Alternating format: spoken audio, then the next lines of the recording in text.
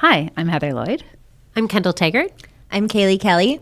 And you're listening to the Realtio podcast, a show where we feature leading women in real estate. And today we're doing something a little bit different. We are working with the women who run Wred, so Women in Real Estate Development here in Toronto. They usually have 2 events, but they're expanding their events into 3 this year, and they're featuring an event that honors International Women's Day. On March 10th is when the event's going to be taking place, and they're going to be highlighting 4 women in the panel and then following it up with a great networking event.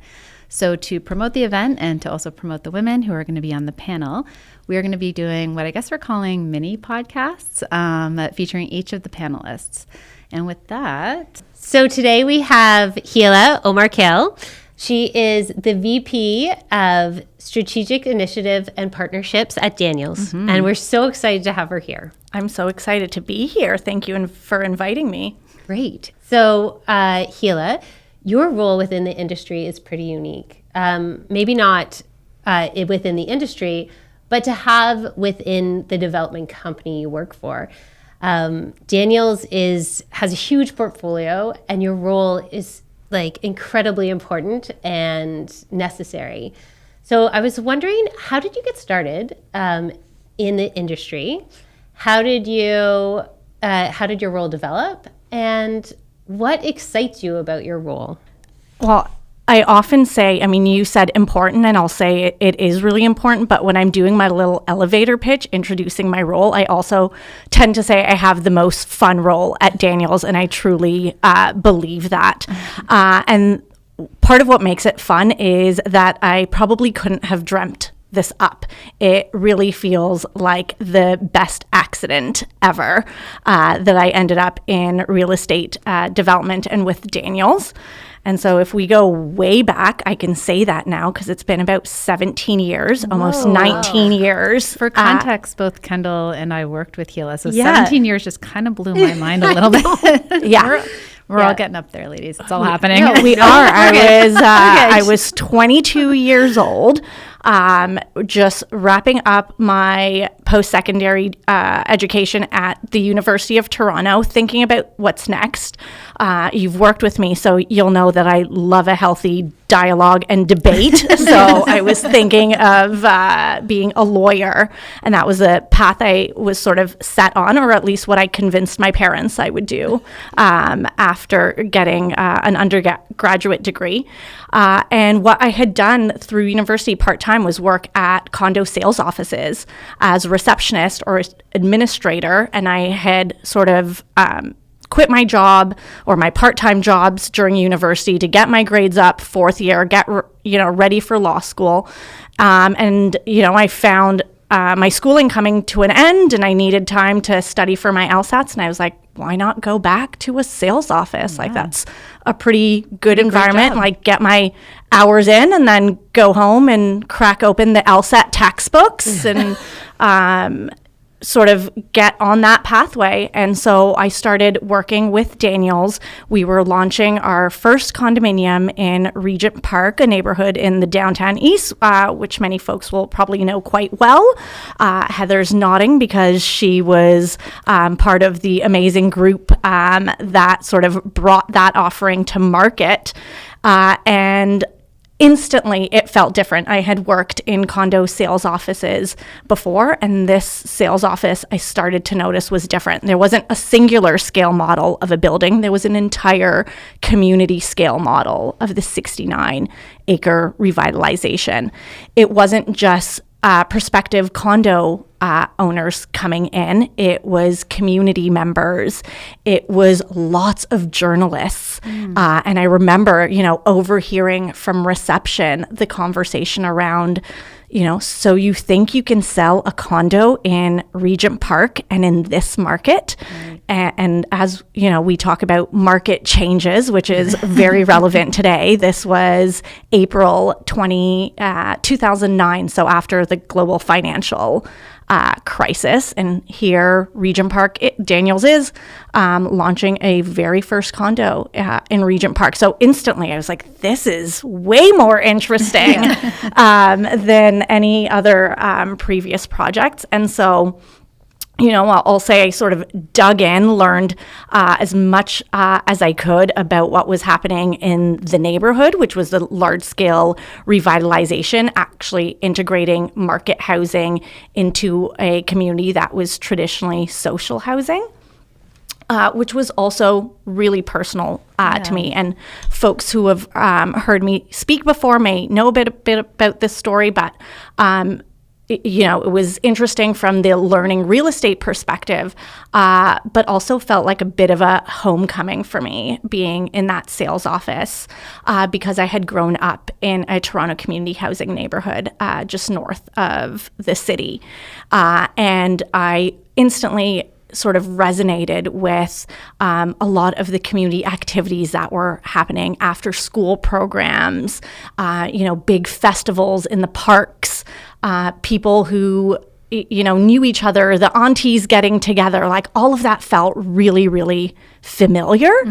And I was really enjoying it, so much so that I didn't seem to be in a hurry to go to law school. And so, to the credit, the folks at Daniels really sort of looked at that and said, you seem interested in this. Would you be open to taking on more? And part of the pitch was, imagine how good this would look on a law school application. You can work on this international revitalization, a private sector partner, the Daniels Corporation, working with a public sector entity, Toronto Community Housing. Think about all the legal agreements that make this happen. And I was like, oh yeah, I could, like, LSATs can wait, law school can wait. So like this, got you. Yeah, this will look fantastic on an application. Fast forward 16 years, here we are. And I've been really fortunate. I mean, my role initially focused quite a bit on the revitalization and really fulfilling Daniel's sort of passion in contributing to community, whether that was through local economic development programs like employment and apprenticeship programs, community engagement and community consultation over various aspects of the revitalization.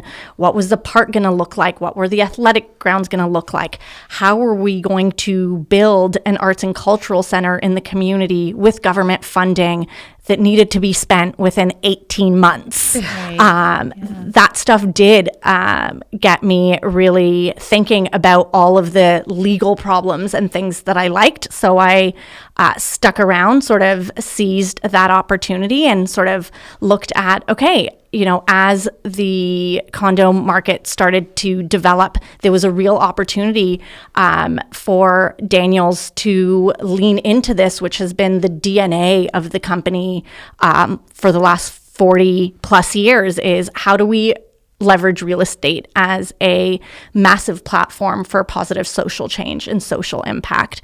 And so we recognized that, we had been doing this in many communities, but we had really developed initiatives in Regent Park that could be scaled across the city and across the GTA where Daniels works. And so it was taking a lot of that programming on the road to our other neighborhoods, things like an artist in residence program in Brampton, looking at how we work with community agencies in Mississauga. One of the really cool things that we did that will resonate with you is we integrated a social enterprise coffee shop in one of our sales offices called Studio 89 in Erin Mills, Mississauga. And so looking for every opportunity where we could create impact. And then it's, I'd say, a really interesting juncture, sort of fast forward that 16, 17 years, where I've learned so much, but it never feels like enough now that the market is changing. And I know that's been sort of a reoccurring theme of your conversations and podcasts. And I'm like, wait, I can relate. And I feel so fortunate to have sort of experienced the really up market and the good times, but to have access to the folks at Daniels who have been through multiple market cycles, and really an appreciation for our company and all that we do in terms of, yes, ownership housing, rental housing, seniors housing, student housing, and what I'm particularly passionate about, given your question about what excites me today, is affordable housing, and how do we lean into that with the market changing, with finally some government supports to help not-for-profits sort of build, develop, and own housing is what I'm really excited to sort of channel my learning on, and really lean at our leadership team at Daniels on to say, okay, how do we navigate this? How did you do this in the early 90s? And seeing already that so many of those lessons are relevant. How do you feel like your role as a leader has evolved? Like, you started as reception and then you've grown into be a VP. So how do you feel like how's your mindset changed, especially in this market as things are changing as a leader?